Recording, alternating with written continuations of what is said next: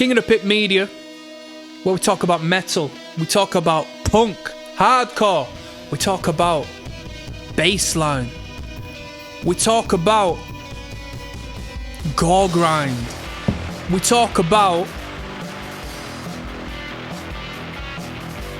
Sperm Swamp perhaps.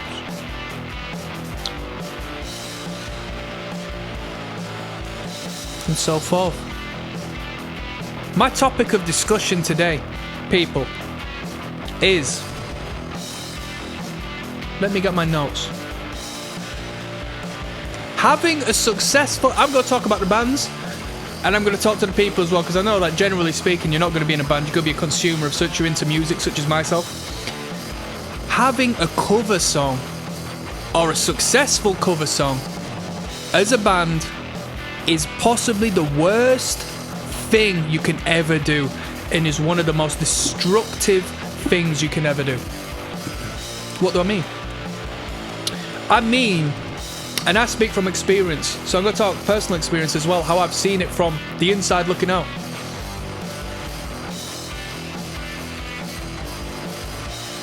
Alien Ant Farm.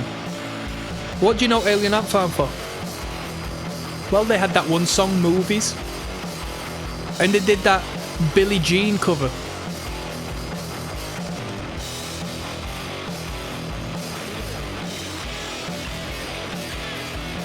I've seen Megadeth on their newest album that's not been released yet as of the recording of this.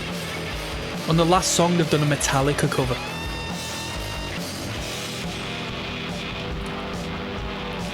I was in a band, relatively successful, you know, as far as getting about and being active is concerned, you know, in the grand scheme of things, not really, but we got a good engagement from time to time, and we did a cover song.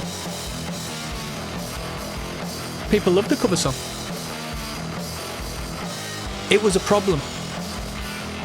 So we can approach this from all means, yeah? Starting off, the first example, Alien Ant Farm. Imagine if your claim to fame, or half of your claim to fame, and a song you had to perform from here until infinity forever was one not of your own creation. And you can say, well, they did heavy guitars and they did their own perspective and variation on it. No, because the songwriter was not Alien Ant Farm, so realistically speaking, they don't garner any revenue from it. So what they're doing is promoting another Axe piece, Billie Jean. They didn't write it. They might have thrown heavy guitars on, but it's not Alien Ant Farm. It's Alien Ant Farm's cover, right? They're worshipping. They are subordinate to the boss that is the writers of Billie. I don't know who wrote Billie Jean. I think I saw a Michael Jackson documentary where he was showing like how he came up with the bass line and that, and that was a hit piece back in the day. I forgot who it was. It was ITV, I think, who did the documentary. Awesome documentary, but it was a complete hit piece. They went in on him.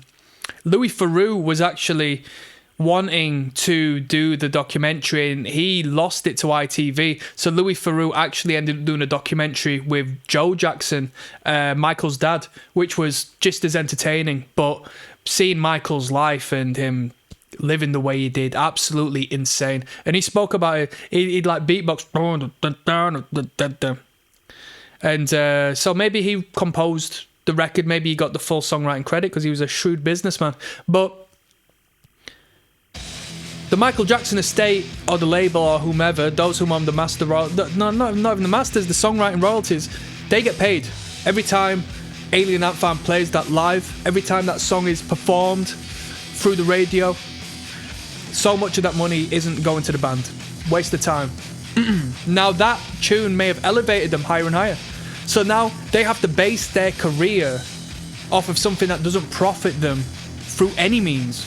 And if anything, dynamically speaking, and this is the thing with the covers that we're going to get into, dynamically speaking minimalizes your value on a subconscious basis to the crowd, to the market, to the people you're wanting to seem cool to. You're not as cool as Michael Jackson, that's why you had to cover it. Megadeth covering Metallica. Metallica haven't covered Megadeth. So Dave Mustaine, you're a hoe, because clearly you need Metallica to garner a little bit of attention, and they don't need the vice versa.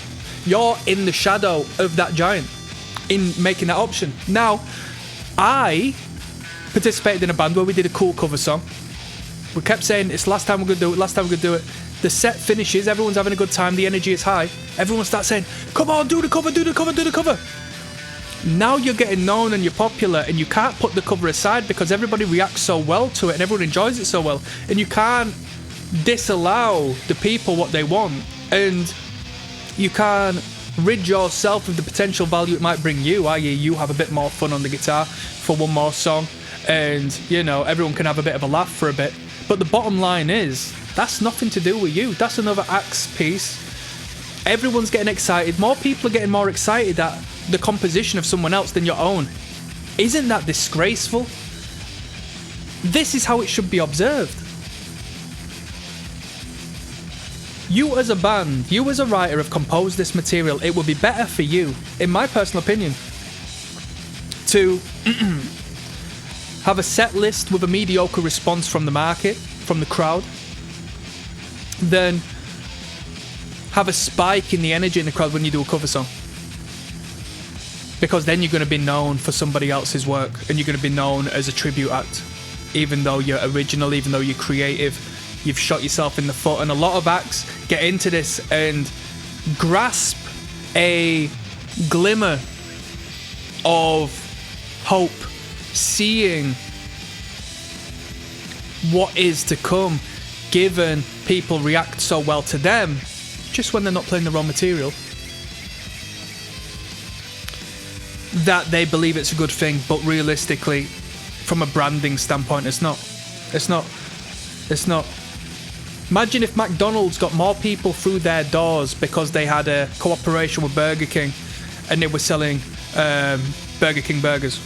Yeah, they might sell a couple of fries on the side, but the grand scheme of thing is people are only turning up through them McDonald's doors to purchase them Burger King burgers. And obviously that's a nonsense example, but I'm just speaking as far as branding and products are concerned, because it is what it is. You can say, oh, don't corporatize and capitalize music, it's created. Bro, no, it's not. And the thing is, people say this as well. I'm going to go on a tangent here. It's about the creativity, bro. Yeah, that's because you're living at home. It's about the creativity because you're a teenager. It's about the creativity, and it's just about the music, man, because you're not living an adult life at this moment in time. You have to make money. And if you don't make money, your music life, your dream, your ambition, your pursuit, that which fulfills your entire soul, becomes a weekend job, a weekend hobby, whilst you work a 9 to 5. Just because you want to protect your ego in saying, it's not about the money, man.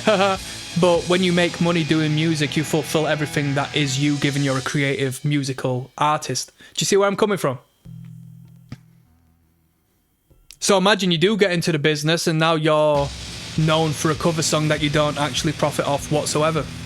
If anything, you're making money for someone who doesn't even acknowledge your existence and probably laughs at your expense. Now, Oasis have gotten back together, so it's a different situation, but as far as songwriting credits is concerned, Noel Gallagher penned the songs. When they were not getting along together, and Liam Gallagher's going over there saying, yeah, I'm the big boss man and all that, I'm putting on the best performance as far as the public is concerned, and he's doing Wonderwall and he's doing Don't Look Back in Anger and all these songs. Noel's breaking it up. He's waiting for the paycheck to come in. He don't even have to perform. Whereas everybody can perceive as Liam as the top don. It's not the way it is. And it's not all about the money. Of course, it's not all about the money, but I admire and respect creatives. I expect the utmost. I just respect the craft. I respect expression and I respect performance. And I think this is a big mistake that a lot of bands do. I mean, of course, I can't criticise Megadeth for selling a record with a Metallica cover. That's a different tier of things. But when that's your one hit, or when that's what people expect of you, or it's just a complete detrimental issue. It's a big problem. And I've not even gone into the corniness. I've not even gone into the corniness. You know, I've had a lot of good sing-alongs with a lot of good bands who have covered some great songs, but there is an air of novelty. You go from being a serious band to being a novelty act, even though your entire material has been about how extreme you are and how intense you are. The moment you bring that cover song in, you're a bit of a clown for that particular moment. You're a bit of a impersonation artist. You're a little bit of a tribute act, and that detracts from what I initially perceived you to be. Hopefully that was some food for thought. Please feel free to engage. There's nothing wrong with covers. If anything, they're really exciting, but it's just not good for a band to do. I'm signing out.